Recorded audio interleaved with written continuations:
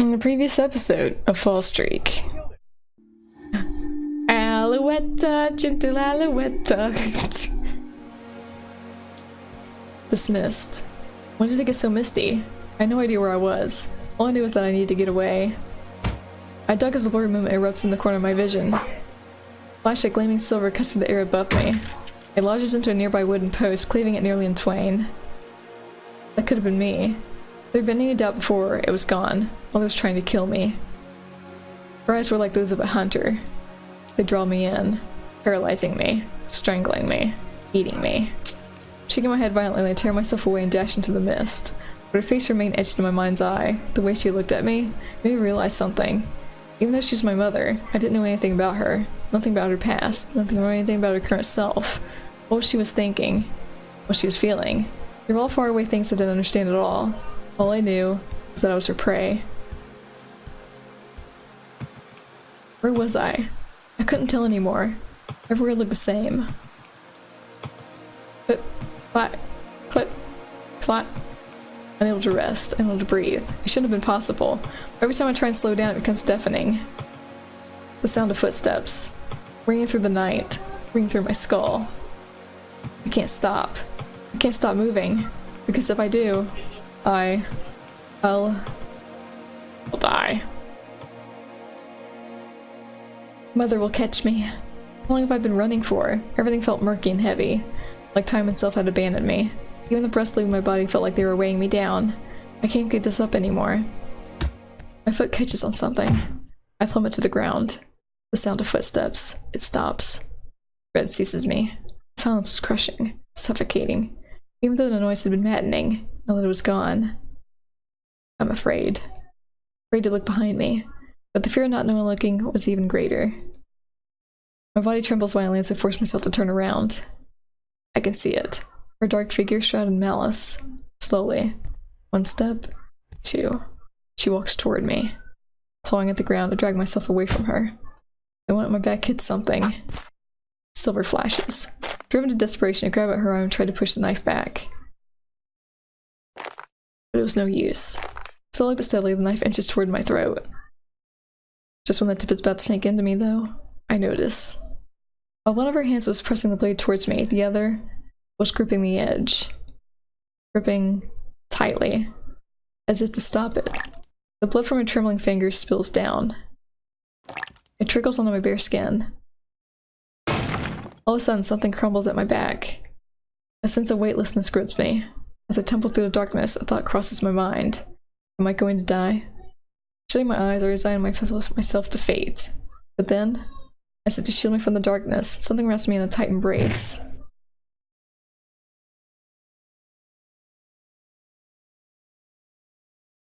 The well. It's dark. It's cold. Far above, a circle of light.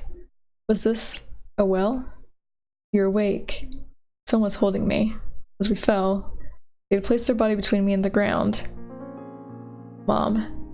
Don't move, Triss. My body is broken. I wanted to turn around. I wanted to make sure she was okay. Please. But something in her voice stops me. Reluctantly, I let the tension leak from my body. I let myself be enveloped in her warmth. It was comfortable. So unbelievably comfortable I wanted to cry. When was the last time? Last time she hugged me like this? I couldn't remember. I've always wished for it, as she held me like this. Because whenever we hug, it's always just me holding onto her one-sidedly. Chris, can I tell you a story? I know it's not something I should burden you with, but I want someone to listen.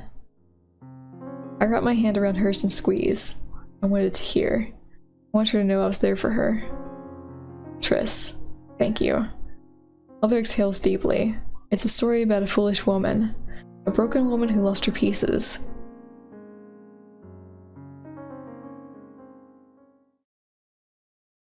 We having another flashback? There's a lot of flashbacks in this game. So sweet. No. For a long time, my consciousness drifts through a haze. Hot, heavy, I splinter into fragments. One by one, I piece myself back together, only to end up breaking again. Burn the witch. It plagued me as I flickered between wakefulness and the border dream. Visions of her burning figure. Mallory. Again and again. Again and again. No matter how many times I try to reach out, my leaden body doesn't make it.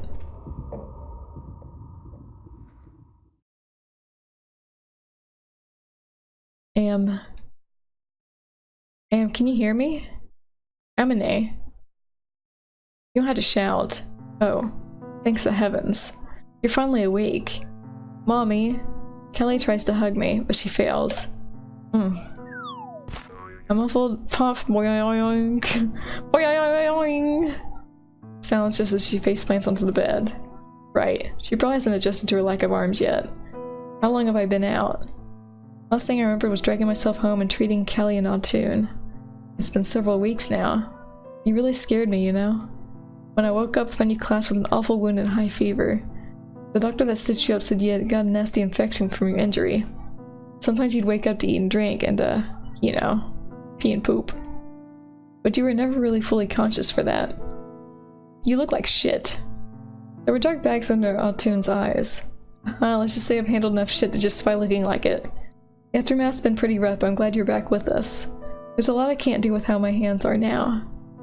With great difficulty, Autun forces open his bandaged hands. I see. Little Triss here never left your side by the entire time, you know? Triss was sitting at my bedside with tears in his eyes. The doctor said the rainbow flame smoke took his voice. He may never be able to speak again. Triss. I reach out to wipe away his tears, but something makes me stop. The color of life. Vivid and red. It coalesces at my fingertips. Dripping, bleeding, it crawls on my arm as if to consume me. When I blink my eyes, it vanishes. My hand falls short of Triss's cheek. As if weighed down by a shackle, it drops back to my side. Autun, how are the Bastia children doing? About that. I tried to check up on the Bastias the other day, but for some reason all of Minilost had been cordoned off. Apparently it's been overrun by rainbow mist. Wait, you shouldn't get up yet. I need to go. And wait. A sense of lightheadedness assaults me as I rise from the bed. My body felt weak and unresponsive, but I couldn't spare a second. I had to make sure they were safe. Grabbing what I can on my way out, I raced towards the Bastia household. Please. Please let them be safe. But the only thing that awaited me was a reality that's far too cruel. Auntie? Alouette's pale and emaciated figure. Look, Lenny. Auntie brought us food. Lennet's thin, rotting corpse. Dia, say thanks. Auntie got us something to eat. And Dia's lifeless body, noose marks still visible around his neck. Because of me, Mallory had died. Alouette will be a good girl and wait. And now, her children as well. So that everyone can be together again. Please take care of my children. Everyone together. Just like their mother, after all. Together. Little crybabies that get lonely easily by trying to act strong. Again. So she was out for like 4 weeks or something? They had no food? For 4 weeks? Hell, no wonder they went crazy. Well, one went crazy and hung himself. Would the other girl die of starvation then? I don't understand how she died. Because Alouette was emaciated. I couldn't protect her. Couldn't even protect what she had left behind. Her last request, her dying wish, had been for their sake. Even that modest wish of hers. I squeezed Mother's hand. I had no idea. To think she's been bearing such a weight for all this time. The red illusion. Even now, I can still see it.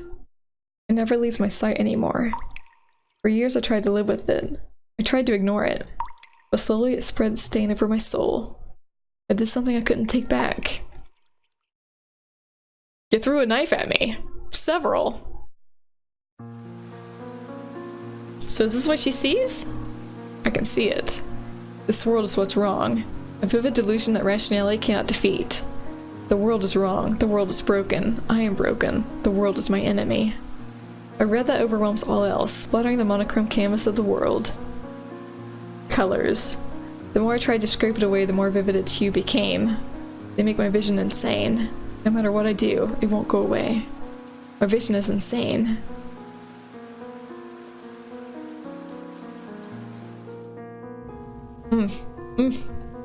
She had been there on that day. Her soul had roared for blood and had feasted as if it was given to her. She had taken. If the world will take, if the world will kill and eat, then I too will take. I too will kill and eat. Crimson petals dance. I take their eyes, sight, their eyes are taken from them. Sweet nectar overflows. I take their tongue, taste, their tongue is taken from them. Ivory stems separate. I take their fingers, touch, their fingers are taken from them. A caged heart sings. I take their ears, hearing, their ears are taken from them. It crumbles into ash. I take their nose, smell, their nose is taken from them. I want to take more. Red, the color of life. I continue to take more. No matter how much I take, red, the color of death, more is taken from them. It's not enough. Red, the color of all. Red, the color of none. It's never enough. Red, red. Red, red, red, red, red.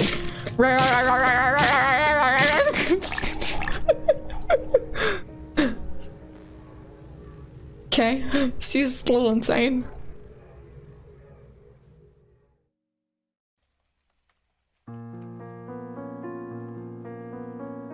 Red rum! Red rum!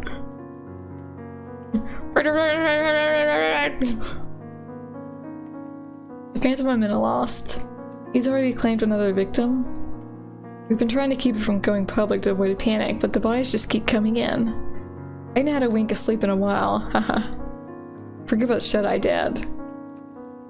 I'm worried about your safety. This guy seems really dangerous. Everyone's afraid of him, but we couldn't be afforded the same fear. For the people to feel the streets are not safe to walk. It's our duty to rectify that. I know, it's just... Is there any way I can help at least? Well, you can help your old man gather his thoughts. When do you think the Phantom began killing? Only recently, right? The first body was discovered around a year ago, if I remember correctly. How is that recently? That's not recent. Like a couple weeks ago is recent. I don't think that's the case. I think they've been murdering people since the fire collapse. That long ago? You've heard stories of the treasure of Minna lost, right? Yeah, when the rainbow mist started rising there, a lot got left behind in the evacuation. Legend has it something particularly priceless was left behind, the treasure of Minna lost. It said if you try to lay hands on the treasure, you'll be spirited away. But of course, it's only a legend. Tell me, Altoon, what do you think the best way to get away with murder is? I guess I try to pin the blame on someone else? Come on, boy. If you tried thinking for just a second, you see how many ways that could go wrong. This is elementary stuff. Alright, if it's elementary, Nocturne, why don't you answer this question? How does someone get away with murder? I shall await your answer. But if I did kill someone, I'd make sure to not leave the murder weapon around, use something that wouldn't leave any traces. I also cooperate to not look suspicious and make sure someone else has a motive as well, just for science, of course. Motif.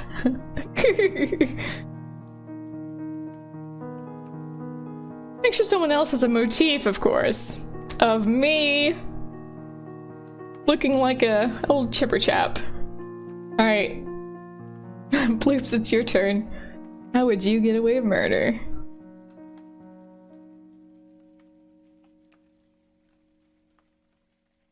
To have a sombrero on your head. Everyone trusts someone with a sombrero.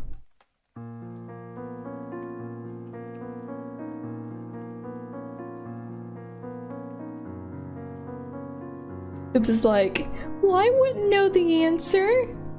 I would never kill someone. Bitch, you lie. You lie too much.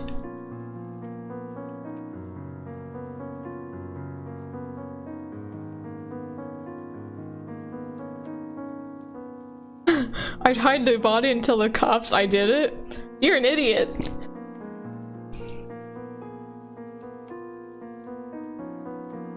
That's not how you murder someone and get away with it.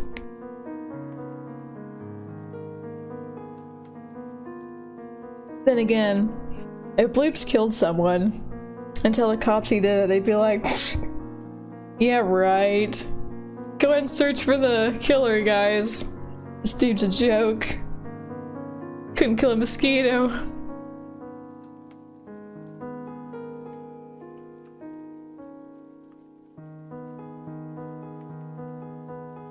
And what do you mean, pretty sure you've killed someone? You're talking to Bloops, right?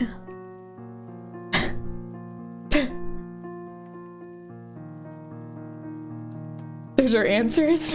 Alright, well, let's see what the game's answers is. I mean, I say you get away with murder someone by not murdering them, but... easy peasy. Honestly, you're like a child sometimes. Okay, genius detective Cordero. Please enlighten me. I should have spanked you more when you were a child. Is that why I like it when my wife spanks me? Anyways. That's the point, to not murder. Case and point. I win. You suck. I now have it on footage that you know how to murder someone. Nocturne, and get away with it. Burn, baby! You can see you burn. Kill the witch! Kill the witch! Anyways, as I was saying.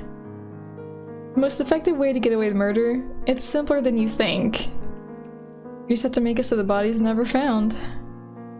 There's no need to fool an investigator if they're not aware a murder has even occurred. Okay, well, fair enough. Are you saying all legends have at least some semblance of truth to them? Several people really did go missing after trespassing in a minute lost. Mainly looters looking to plunder what was left behind. Don't cackle like an evil person, it scares the children.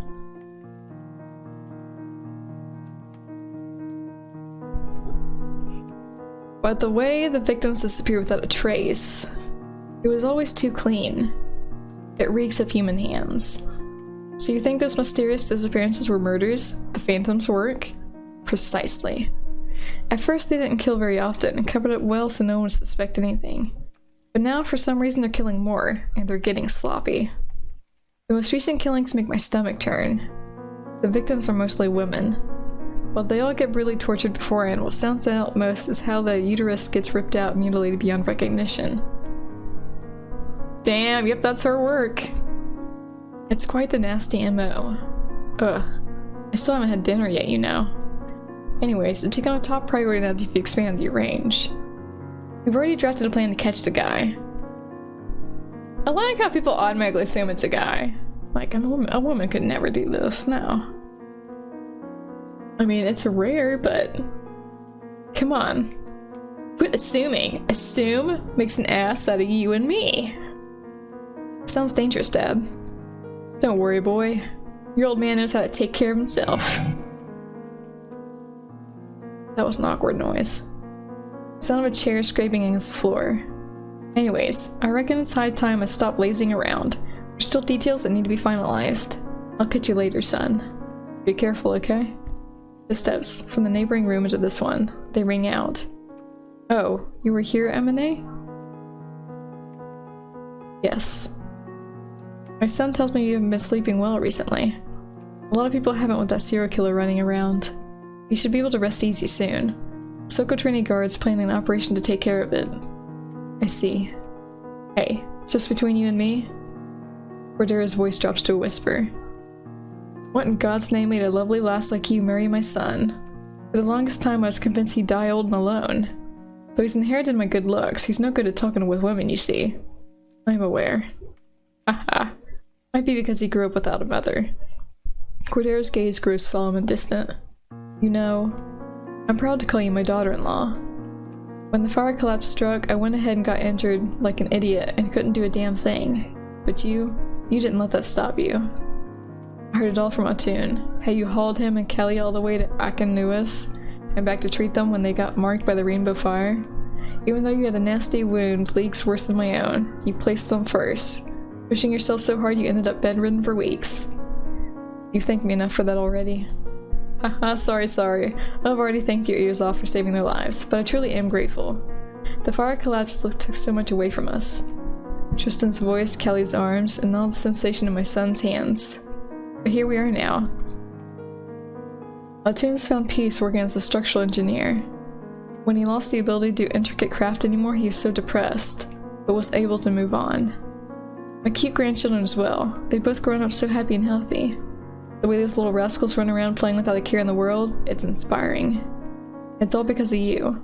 Your strength and kindness is the glue that holds this home together. I'm not a kind person. Nor am I strong. From the very beginning, these hands have never been able to protect anything. Even now, Alouette was still in the house, waiting for a reunion that would never happen. Haha, if you insist, I can add Humble to the list as well.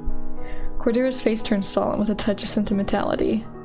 It was a trait of his. How quickly his expression turned from laughing to sincere. This family's my pride and joy. You've done so much to protect it, more than I ever have. So I want to do my part as well. And that's why this operation matters so much to me. Cordero smiles. It was a sad, wistful smile. Alouette Basia. Tunes told me all about it. How the poor child's locked her heart away and waits alone in an empty house for the return of her long-lost family. Even though it seems hopeless, you still venture into Manalos to support her, never giving up on her. You're an amazing person, you know? It gouged into my heart, the way you looked into my eyes with earnest admiration. I know how much you treasure Alouette, how much you care about her. So in order to protect you two, in order to make sure it's safe for you two, I'll do everything in my power.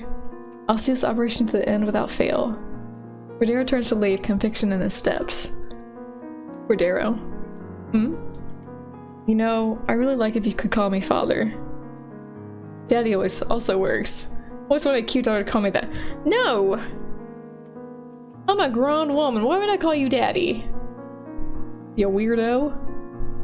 I call my husband that, thank you. I'm kidding. Just a little old geezer humor. Don't go. Huh? Don't go after the phantom. You're scared as well, aren't you? It's only natural.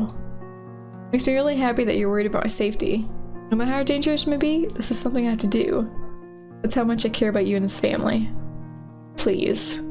You always handle everything so well on your own that I've always wanted a chance to let you rely on me. Just this once, leave it to this old man of yours. Stop. I'll see you later, M&A.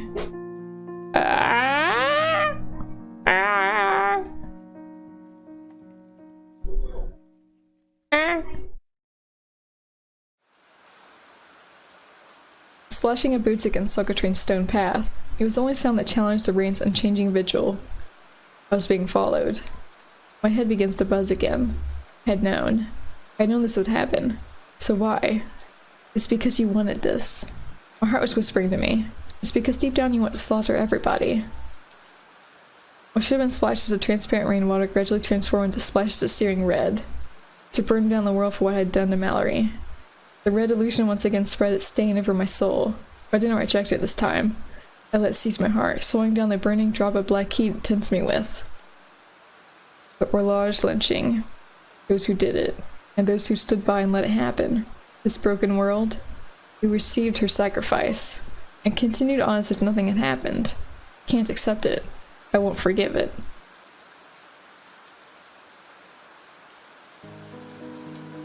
Target has been located.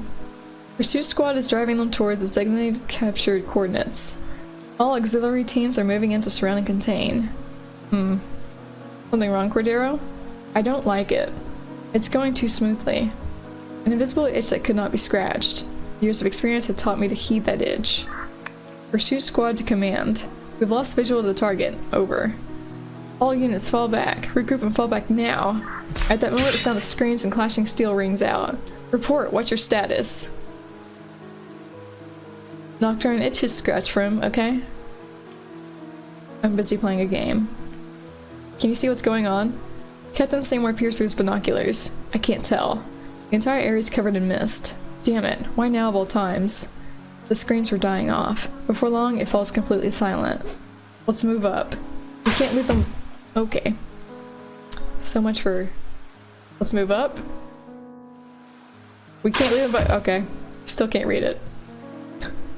Well, Bloops, you're out of luck. Guess your scratch ain't gonna be itched. Seymour's body jerks back out of my line of sight. When I turn around, I find him splayed over the ground several meters away with something sticking out of his neck. Hey, hey! Stay with me! Within seconds, he stops moving. The knife had plunged into him with such force it had severed his spinal cord. Woo! As if he had gotten hit by a cannon. Who in the world is this person? I was all alone now. The sound of falling rain was all that could be heard. Talking about the game, I wasn't asking. No, you were asking, okay? That's clearly a statement. It's my scratch.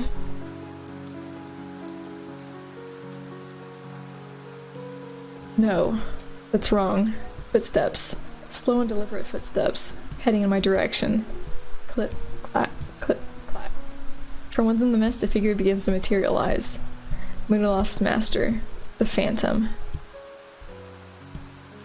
Girl, you're looking fine. You looking fine. At long last, they show themselves. No. No, this can't be. My blood runs cold. Amine? Her clothes were drenched in blood. Her face, expressionless. But even then, it could not mask the madness seeping from her form. Clip, clap, clip, clap. Slowly. One step, two. Sideways shuffle. Take it back now, y'all. 3 hops this time. She walks toward me. I stagger back under the crushing pressure. But when I do... Ow. The world turns upside down. Pain. Pain unlike any I'd ever experienced. Its burning tendrils lane through my side and constrict my entire body. Staggering to my feet, I try to orient myself. No matter where I looked, mist was all that I could see. Run. Run away, father. I need to get away. Urgh. Clutching my injury, I take off into the mist. I need to get away. Footsteps. The sound of footsteps. Behind me. In front of me. Inside me. Everywhere. An endless labyrinth. A endless stream. Nightmare. Curse. I had no idea where I was. All I know is that the stream was slowly bleeding out of me. I didn't have much time left. Amine. Why? Why? Clip. Black. Clip. Black. Girl, you wearing those high heels? Do the catwalk. The catwalk. Sound of footsteps. Ringing through the mist. Ringing through my skull. It burrows into my brain. Gnawing away. Clip. Clack. Clip. Clack. Clip. Clack. Clip. Clack. For like 30 minutes, it just keeps transitioning from scene to scene, saying clip. Clack. Can you kill me now? Jesus! Exhausted, I crashed to the ground. My legs weren't listening to me anymore.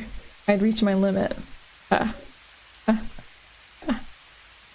sound of footsteps had stopped. The mist. Gone. Nothing remained but the sound of rain. I dragged myself to a nearby wall. Resting my back against the cold stone, I gazed up at the sky. My eyes fall shut.